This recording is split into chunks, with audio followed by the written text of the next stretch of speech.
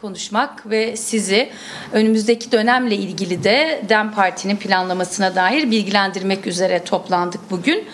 Orman yangınlarıyla başlayalım. Bursa'dan Lice'ye, Cudi'den Karabük'e ülkenin dört bir yanı alev alev, cayır cayır yanıyor tabiri caizse. Orman yangınları ile ilgili partimizin yaklaşımını yinelemeye aslında ihtiyaç yok. Çünkü ormanlar yanmadığı zaman da ekosistemin ne kadar önemli olduğunu ve eko kırımın nasıl sürdüğünü en çok anlatan ve bununla ilgili en çok eylem yapan siyasi partiyiz. Biliyoruz ki yüzlerce hatta binlerce proje, tatbikat, yönerge, yönetmelik ve tüm bunlara rağmen bu ülkede hiçbir canlının yaşam hakkı güvende değil. Yani ne çiftçinin, ne köylünün, ne börtü böceğin, ne ekipmansız çalışanların, hiç kimsenin yaşam hakkı ülkede güvende değil. Türkiye bu haliyle baktığımızda tam bir eko kırım suç mahalli olarak karşımızda duruyor. Farklı bir ülke olması mümkün mü? Evet, mümkün. Nasıl mümkün? Aslında bunu da biliyoruz. Bugün ülkeyi yönetenler farklı politikalarla yönetmeyi tercih etseler bu orman yangınlarından bu şekilde söz etmeyeceğiz. Niye bu şekilde söz etmeyeceğiz? Çünkü orman yangınları ne doğal afet diye geçiştirebileceğimiz bir konu, ne kayıtsız kalabileceğimiz bir konu. Hepimizin geleceğini ilgilendiriyor. Bunun için illaki bir siyasal tandansa da sahip olmanıza gerek yok. Bu ülkede yaşıyor olmanız, nefes alıyor olmanız orman yangınlarıyla, ağaç kırımlarıyla, orman kıyımlarıyla nasıl soluksuz hale getirildiğinizin ortaya koyar zaten yalnızca yurttaş olmanız. Ne deniyor peki? İklim değişikliği. İşte dünyanın her yerinde iklim değişikliği konuşuluyor. Evet, Türkiye'de de konuşuluyor. İklim değişikliği nedeniyle iklim bilimciler yıllardır araştırmalar yapıyorlar ve uyarılarda bulunuyorlar. Adeta ülkedeki çalıların, ormanlıkların bir yakıt deposuna dönüştüğünü yıllar önce yaptıkları araştırmalarla söylediler. Alınması gereken önlemleri de söylediler tabii ki. Ülkenin ormanları patlamaya hazır bir yakıt deposuna dönüşmüşken bunu yalnızca iklim krizine bağlamak, takdir edersiniz ki bu işin de sorumluluğundan kaçmaktır. Ülkeyi yönetenler birebir bu konularda, bu tür durumlarda sorumluluk taşıması gerekenlerdir. Buna kader, fıtrat, doğal afet dememesi gerekenlerdir. Dolayısıyla yangınların sıklığının, uzunluğunun ve şiddetinin artacağı bir döneme girildiği biliniyordu. Buna rağmen gerekli önlemler alınmadı. Yıllardır bu konulara ilişkin verilen araştırma önergeleri reddedildi. Yıllardır bu konuya dair yapılması gereken proaktif siyaset yerine sermaye odaklı, kar odaklı, şirketleri güçlendirip palazlandıran bir siyaset tercih edildiği için bugün ülkenin koruma altına alınması gereken biyoçeşitliliği, habitat zenginliği hiçbiri koruma altında değil, aksine risk altında. Her türlü insan müdahalesi önlenmeliyken de insan müdahalesine açık bir hale getirildi bu yangınlarla birlikte. Şimdi grup başkan vekillerimiz dün meclis başkanlığına orman yangınlarını önleme, müdahale ve yangın sonrası iyileştirme hakkında bir kanun teklifi verdi. Yıllardır bu tür kanun teklifleri veriliyor. Tekrar ediyorum, araştırma önergeleri veriliyor. Hepsi reddediliyor ya da dikkate alınmıyor. Biz buradan bir kez daha DEM Parti olarak yetkilileri bu konuda daha duyarlı, daha sorumlu, gerekenleri yaptıklarını gösterir ve ikna eder politikalar yürütmeye davet ediyoruz. Şimdi Türkiye'nin bununla da bağlantılı bir başka gündemi. Ya biz nasıl bu eko kırımı izlemeye ya da yaşamaya mahkum değilsek ve buna karşı mücadele ediyorsak, biz bu antidemokratik uygulamaların sürdürülmesini de mahkum bir biçimde izlemek zorunda değiliz. Buna mecbur değiliz. Bu bir kader değil. Ne o ikinci konumuz ve çok önemli konulardan biri? Her biri birbiriyle bağlantılı konular. Çünkü biz bir barış ve demokratik toplum tasavvurundan bahsediyoruz.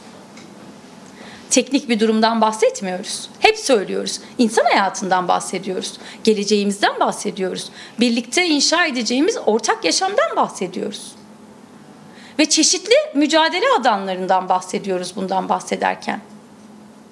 Evet, bunlardan biri orman yangınlarına karşı nasıl mücadele edeceğimiz, kadına yönelik şiddetle nasıl mücadele edeceğimiz, kadın cinayetleri de barışın ve demokratik bir toplumun olmadığı bir ülkede üstü örtülen konuların en başında geliyor mesela. Tüm bunları ilgilendiren bir yeni hayattan bahsediyoruz. Oysa son zamanlarda yapılan tartışmalara bakılınca bunların layıkıyla anlaşılmadığını da görüyoruz ne yazık ki. Bu tespiti de yinelemek durumunda kalıyoruz. 100 yılı aşkın bir sürede çözülememiş Kürt meselesinde son bir yıl içinde yaşanan gelişmeler yeni, demokratik, barışçı bir çözüm imkanını yeniden ortaya koydu. Ve farklı boyutlarıyla, farklı biçimleriyle ortaya çıktı bu durum. Yani ne geçmiştekilerle doğrudan benzerlikler içeren bir durumdan bahsediyoruz, ne doğrudan mukayese edebileceğimiz, ne doğrudan geçmiş referanslarla değerlendirebileceğimiz bir durum, ne de onları bir yana koyup, tamamen unutup, yok sayıp yeni bir değerlendirme yapabileceğimiz bir durum. Şimdi böylesi yeni bir durumla karşı karşıya kalındığında ilk önce yapılması gereken dilden başlayıp bu yeniliği nasıl idrak ettiğimizi ve nasıl hayata geçireceğimizi her birimizin bulunduğumuz yerden ortaya koyması. Hangi siyasi parti ise, hangi sivil toplum kuruluşuysa, hangi siyasi aktör ise söz konusu olan yapılması gereken tam da bu. Ya bugüne kadar atılan somut adımlar çatışmalı dönemden demokratik siyasete geçiş iradesi için çok güçlü ifadeler çıkardı ortaya. Mesela 11 Temmuz'da Süleymaniye'de silahların yakılarak imha edilmesi bu kararlılığın bir ifadesiydi. Ancak 11 Temmuz sonrası yaşanan gelişmelere baktığımızda bu kararlılığın ifadesinin gereklerine ilişkin yürümesi gereken tartışmanın yerini ikame eden tartışmalar bu duruma layıkıyla yaklaşılmadığının da göstergesi. Ne demek istiyorum? Açacağım arkadaşlar. Bildiğiniz ve takip ettiğiniz üzere bizim barış ve demokratik toplum sürecine ilişkin çalışmalarımız son hızıyla ve çeşitli alanlarda devam ediyor. Tek bir alanda değil. Yeni bir hayattan bahsettiğimiz için çok boyutlu ve çok çeşitli şekillerde sürdürüyoruz bu çalışmaları. Yakın zamanda da geçen hafta Kadın Meclisimiz, Parti Meclisimiz, Merkez Yürütme Kurulumuz toplandı. Bugüne kadar ki gelişmeleri değerlendirmek, enine boyuna kapsamlı bir şekilde tartışmak üzere.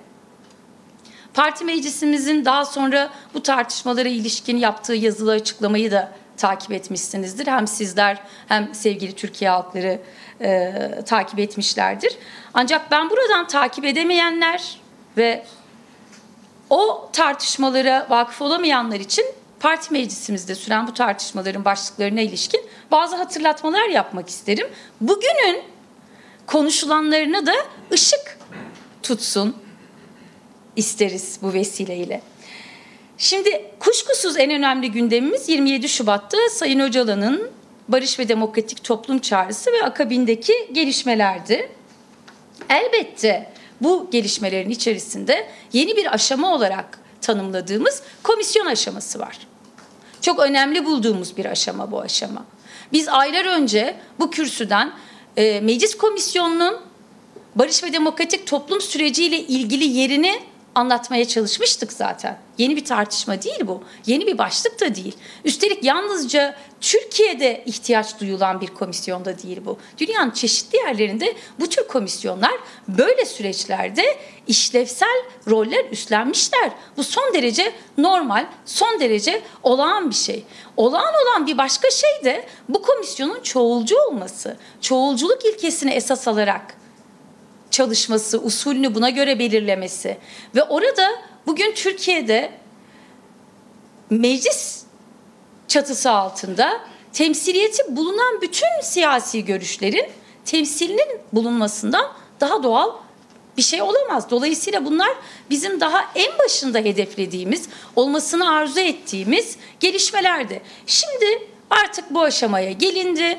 İlk toplantısını yapmak üzere önümüzdeki günlerde komisyon üyeleriyle birlikte toplanacak ve bundan sonra özellikle de silahsızlanmayla ilgili, yani silahların tümden devre dışı bırakılmasıyla ilgili gerekli bazı çalışmalar, yasal düzenlemeler, hukuki zemin, bunun için gerekirse toplumun farklı kesimleriyle bir araya gelme, onların görüşlerine başvurma gibi bir takım usulüle dair tartışmaları yürütmek üzere toplanacaklar. Ve ondan sonra bizler de tam olarak komisyonun nasıl çalışacağını, hangi usulleri, hangi esasları belirleyeceğini hep birlikte öğreneceğiz. Bu açıdan baktığımızda komisyonun şeffaflığına dair, çalışma yöntemine dair bizler de komisyon ilk toplantısını yaptıktan sonra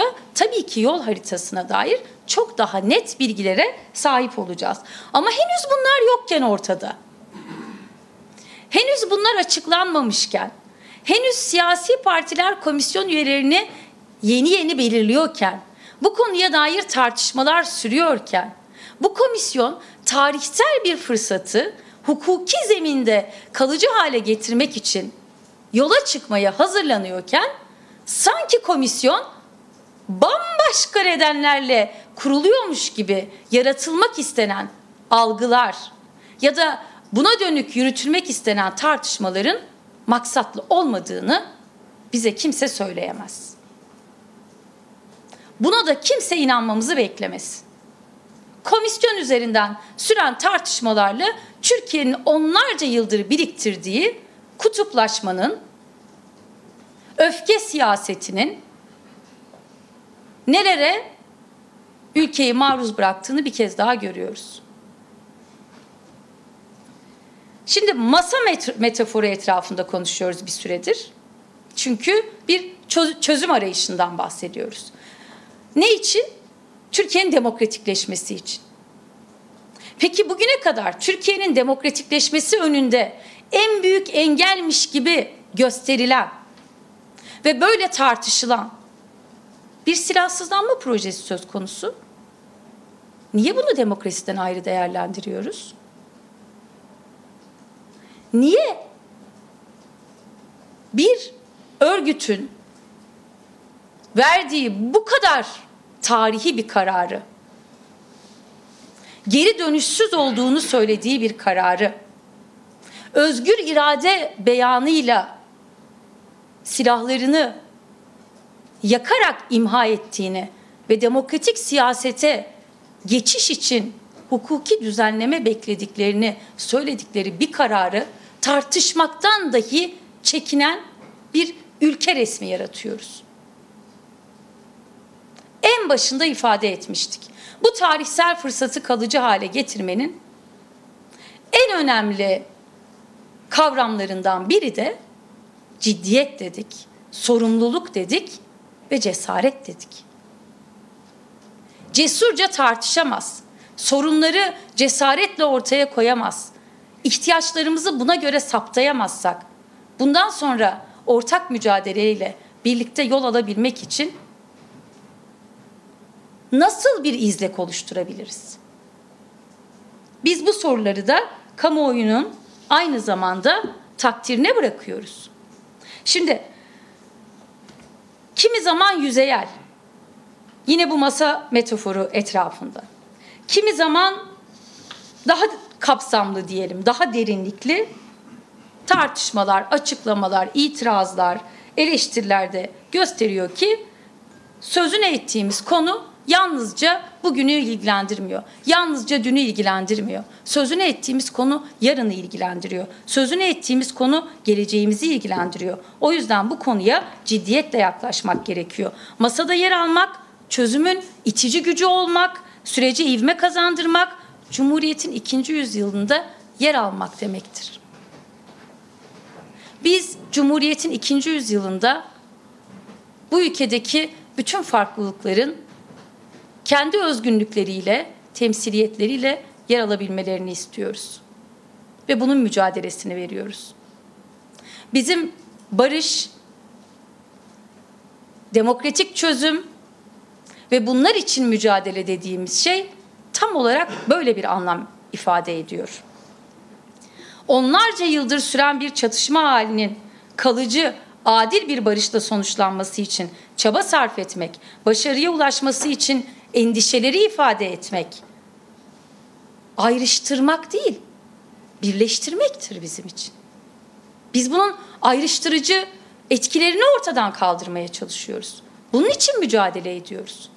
Şimdi bakınız, çok açık ifade edeceğim. Eğer bu ülkede muhalefet partileri dönüp neden bu ülkenin hapishanelerinde 30 yıldır tutsak edilen insanlar var? Ne sebeple tutuklular? Kimdir bu 30 yıllıklar? Cezaevi Gözlem ve İdare Kurulları neden 30 yıl hapis yatmış, infazını tamamlamış ama buna rağmen Gözlem ve İdare Kurulları dolayısıyla, yani keyfi kararlarla tahliye edilmemiş insanların neden hala hapiste olduğuyla ilgilenmeli? Bu ülkede farklı düşündükleri için insanlar 30 yıl hapis yatıyorlarsa bugün onların tahliyeleri sevinç nedeni değil, endişe nedeni değil. Aynı zamanda dönüp geriye bakma, bunu ortaya çıkan nedenlere bakma sorumluluğu ve yaklaşımının nedeni olmalı. Ama biz ne görüyoruz? 30 yıllıklar neden tahliye ediliyor diye soruluyor. Acaba arka kapılar ardında bir pazarlık yapıldı da bu yüzden mi tahliye oluyorlar? Hadi söyleyenemeyeni de söyleyelim. Bu yargıyla, bu soruyla. Beklentimiz bu değil. Beklentimiz toplumun beklentisi. Nedir toplumun beklentisi? Adaletin tesis edilmesi. Demokrasi hakkının herkesin hakkı olduğunun savunulması. Yaşam hakkının herkesin hakkının olduğunun savunulması. Bunun için yan yana gelmek. Güçlerimizi birleştirmeye ihtiyacımız var. Birbirimizi zayıflatmaya ihtiyacımız yok. O yüzden mecliste kurulacak olan komisyona da böyle yaklaşmak gerekli. Bundan sonraki tartışmalara da, pozisyon alışlara da, komisyona yönelik süreç ya da komisyon üzerinden süreç tartışmaları ne oluyor mesela? Başlık başlık baktığınızda tam da tarihsel bir eşiğin kalbinde olduğumuzu ifade eden tartışmalar mı? Yoksa gündelik siyasete hapsolmuş, daralmış, dünün referanslarıyla, geçmişin argümanlarıyla bakan yaklaşımlar mı? Şimdi kim Diyarbakır'da demokrasi olduğunu iddia edebilir arkadaşlar? Kim Van'da demokrasi olduğunu iddia edebilir? Nerede, ülkenin neresinde bir demokratikleşme oldu da bizim haberimiz yok?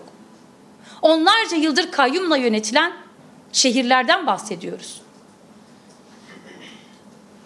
Apaçık ortada duran kayyum yıkımlarından bahsediyoruz.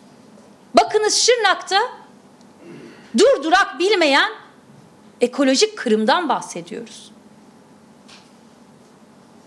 Bu mu demokratikleşme? Bu mu demokrasi? Şimdi eğer siz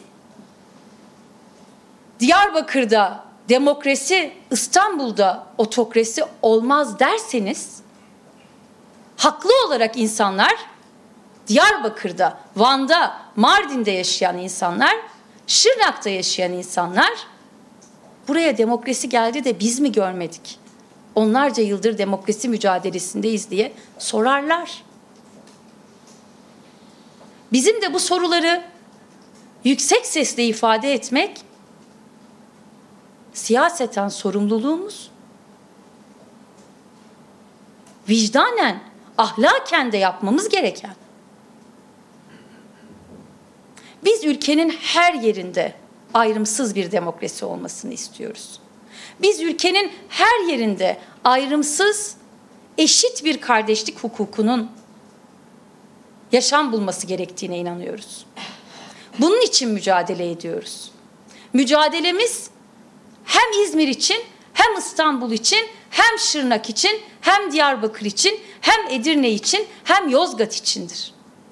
Hiçbir fark gözetmeden, ne dil, ne din, ne ırk, ne kimlik farkı.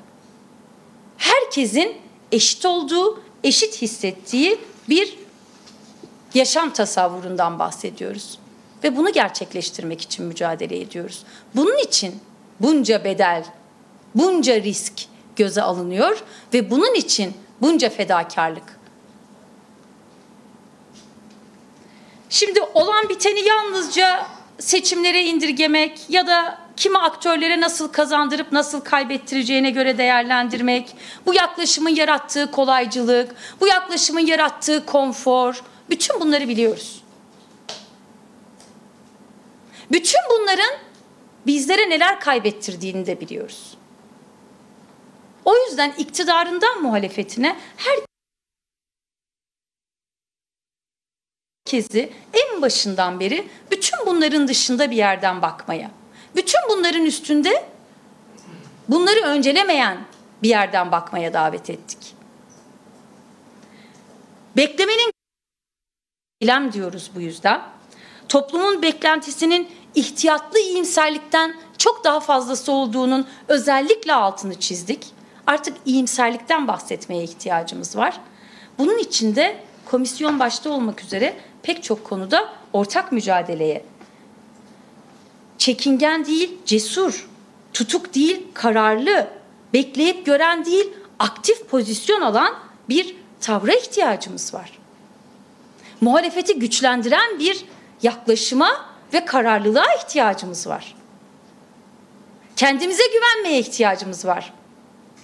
Biz değiştireceğiz, biz dönüştüreceğiz, biz yeni yaşamı inşa edeceğiz. Biz bu yeni hayatın mücadelesini verenleriz. Biz yan yana geleceğiz. Bu güç bizde var. Oldurma inadı bizde var. Bunun sorumluluğu, bunun cesareti bizde var. O halde şimdi bu sorumluluğu, bu cesareti, bu ciddiyeti gösterme ve birlikte yürüme zamanı. Benzerliklerimizi hatırlatma zamanı. Ayrılıklarımızı ya da bizi ayrıştıran ya da ayrıştırmaya maksatlı ortaya atılan algılar üzerinden yürüme ya da bunları güçlendirme zamanı değil. Bize sürekli bir sorumlu dil uyarısı yapılıyor DEM Parti'ye. Yani bir nevi had bildirilmeye çalışılıyor ya da sınır gösterilmeye çalışılıyor. Hani bu ölçüler içerisinde konuşacaksınız. Bu sınırlarda siyaset yapılacak. Parti meclisimizin yazılı olarak kamuoyuyla paylaştığı sonuç bildirgesinde de var. Daha önce Merkez Yürütme Kurulu tartışmalarımız sonrasında da ifade etmiştim. Biz son derece sorumlu bir dil kullanıyoruz. Son derece yapıcı, kucaklayıcı, kapsayıcı, birleştirici bir dil kullanıyoruz. Ancak bize bu uyarıyı yapanlar ya da bize bu uyarıyı yapmaya kalkışanlar diyelim. Önce dönüp kendi kullandıkları dile bir baksınlar. Bu dille mi yeni bir süreç inşasına girişiliyor? Bizim dilimiz son derece açık. İlk gün neyse bugün de o. Hakikatin dilini kullanıyoruz biz. Olanı biteni tüm çıplaklığıyla ortaya koyabilme cesaretini gösteriyoruz. Herkesi bu cesareti gösterebilmeye davet ediyoruz. Herkesi aynı yapıcılığa, aynı kucaklayıcılığa, aynı kapsayıcılığa, aynı birleştiriciliğe, aynı hassasiyete davet ediyoruz. Bu hassasiyeti göstermeyenlerin bize uyarı yapma gibi bir hakları yok. Şimdi barış ve demokratik toplum süreciyle ilgili yeni dönemde yapacaklarımızı da anlatacağımı söylemiştim size. Örgütleme komisyonumuz aralıksız bir şekilde çalışıyor. İlçe, belde örgütlerimiz, Merkez Yürütme Kurulumuz, parti meclisimiz, milletvekillerimiz, belediye eş başkanlarımız, il genel meclis üyelerimiz, bileşen partilerimiz ve tüm bileşenler, kongrelerimiz, danışman arkadaşlarımız, hiç kimse ara vermiş değil. Hiç kimse tatil moduna geçmiş değil.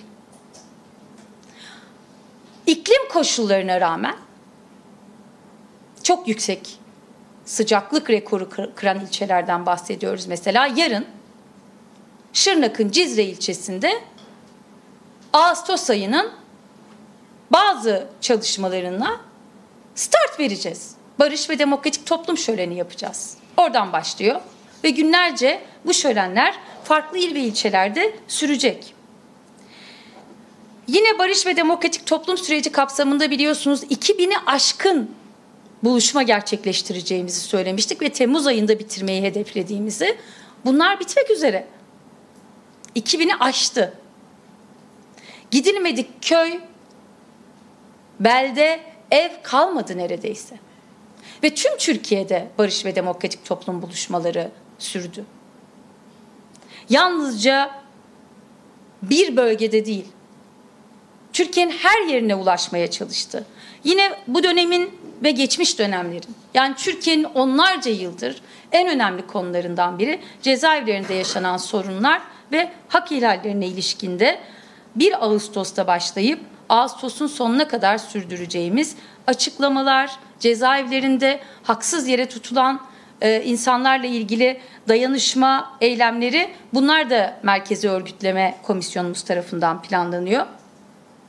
Yürüyüşler, mitingler, ekolojik kıyıma karşı ses çıkarmaya, barış ve demokratik toplum sürecini güçlendirmeye ve bir yandan da tabii 1 Eylül'e hazırlanmaya devam ediyoruz.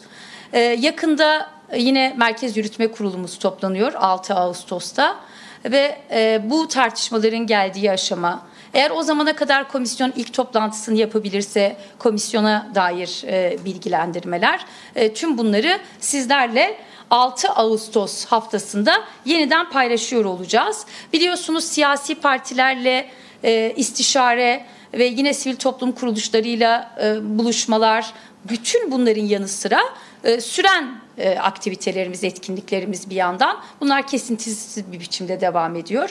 Bunun yanı sıra DEM Parti İmralı heyetinin son Sayın Öcalan'la yaptığı görüşmeden sonra kamuoyuna yapılmış yine bir yazılı açıklama var. Onunla da ilgili bilgilendirildiniz. Yani barış ve demokratik toplum süreci ve diğer başlıklara ilişkin en başından beri açık ve şeffaf bir biçimde olan biten her şeyi sizinle paylaşmaya ve hem bu buluşmaları bunun için yapıyoruz, hem bunları yazılı açıklamalarımızla desteklemeye çalışıyoruz. Eğer sorunuz yoksa ben basın toplantımızı burada sonlandırmak istiyorum. Tekrar düşeceğimiz bir soru değilse alayım hemen. Buyurun Uğraş Bey. Efendim, terörsüz Türkiye sürecine ilişkin özellikle sizden ve Cumhuriyet Halk Partisi'nden isim noktasında bazı eleştiriler gelmişti çeşitli sürelerde. Geçtiğimiz günlerde MHP Genel Başkan Yardımcısı Fethi Yıldız çıkış yaptı sosyal medya hesabından. Kardeşlik ve Dayanışma Komisyonu üyeleri diye bahsetti, kendi partisinin üyelerinden. Bununla ilgili bir değerlendirme yapar mısınız? Bir de komisyona ilişkin nitelikli çoğunluk kararı alındı. 5'li 3'lük bir çoğunluk. İYİ Parti katılmayacak, muhtemelen 48 kişilik bir komisyondan söz ediyoruz. Bu nitelikli çoğunluk kararına ilişkinde bir değerlendirme alabilir miyiz? Şimdi duymayanlar için soruyu tekrar ediyorum. Birincisi, komisyonun ismine ilişkin bizim yaklaşımımızı sordunuz. Terörsüz Türkiye ismiyle ilgili değil mi? Fethi Yıldız'ın Kardeşlik ve Dayanışma Komisyonu önerisi. Kardeşlik ve MHP'nin isim önerisine ilişkin. Evet. İkinci sorunuzda nitelikli çoğunluk. Şimdi şöyle, biz ilk günden beri komisyon konusunda şöyle bir yaklaşıma esas aldık. Dedik ki komisyon toplansın, üyeler belirlensin, çoğulculuk ilkesi gözetilsin, biraz önce de ifade ettiğim gibi, ve komisyon usule, yani nitelikli çoğunluk, salt çoğunluk tartışmasına sıkıştırmadan komisyon usule göre üyeleriyle birlikte ortak bir karar versin. bizim bu konudaki yaklaşımımız son derece açık. Önemli olan komisyonun işlevi ve bu işlevsellik içinde gerekli yöntemi bir konsensüsle belirlemesi. İkinci sorunuz ise yalnızca komisyon ismiyle ilgili değil, kardeşlik ve dayanışma içinde kardeşliğin, dayanışmanın, adaletin, demokrasinin, barışın, eşitliğin geçtiği kavramlara ilişkin yaklaşımımız sanıyorum son derece açık, herkes tarafından biliniyor çünkü biz bunlar için mücadele ediyoruz yıllardır. Eşit bir kardeşlik için, demokratik bir Türkiye için mücadele ediyoruz.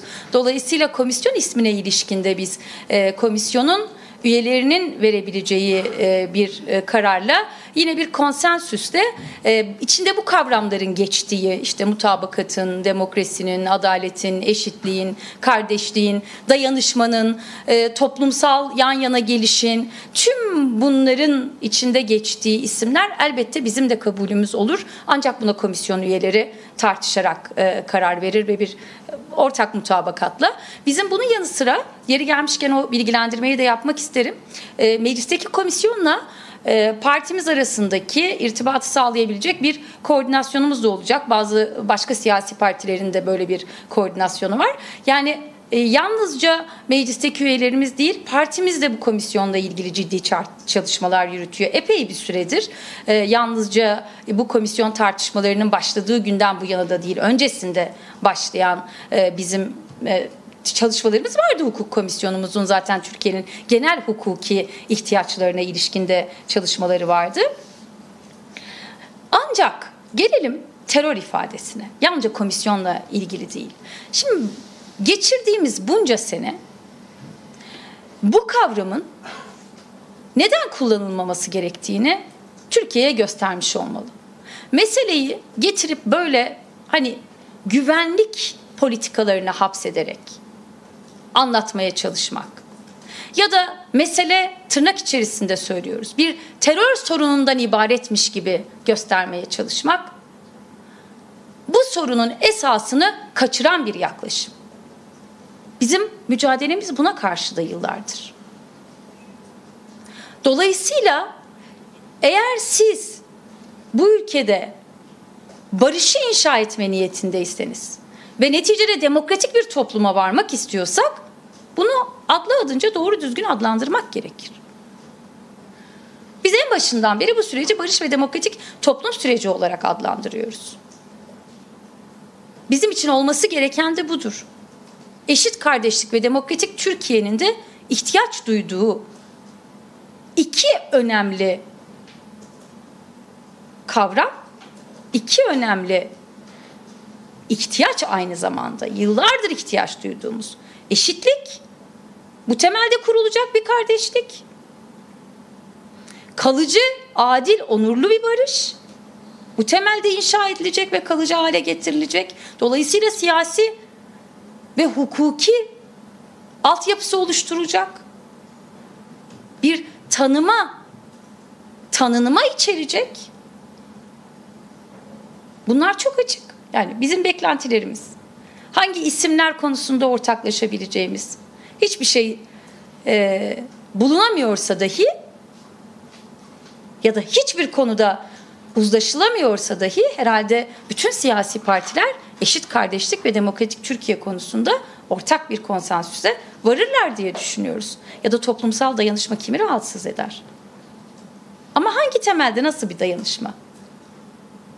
Tüm bunları komisyonun konuşup bir ortak karara varacaklarına eminiz. Bundan kuşku duymuyoruz. Tabii ki bunun yanı sıra yeri gelmişken onu da söylemek isteriz. Türkiye'nin komisyon aşamasına gelmiş olması ne kadar çok daha erken olabilecektiyse de şimdi bile olmuş olması ve bu komisyonun yakında toplanıyor olması çok tarihi bir gelişme. Bunun da önemli altını çizmek isteriz. Çok teşekkürler. Başka sorunuz yoksa